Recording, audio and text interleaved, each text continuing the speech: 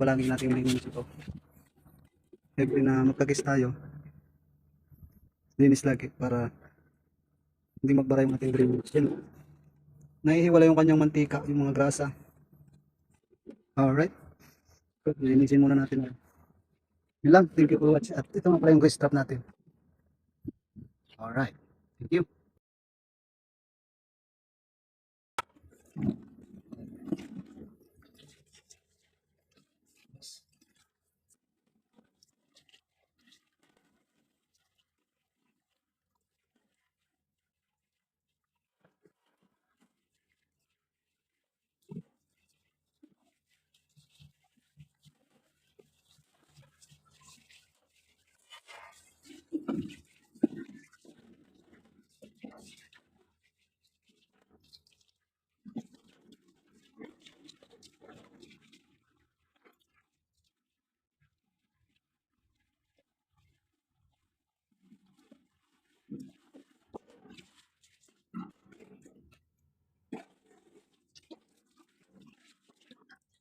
Right, yan.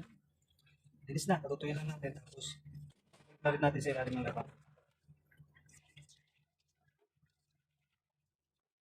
Yun nga ba, kung gusto nyo ng garne, ay nandyan lang yung link sa description. Okay. Okay. Ako ulit. Thank you for watching.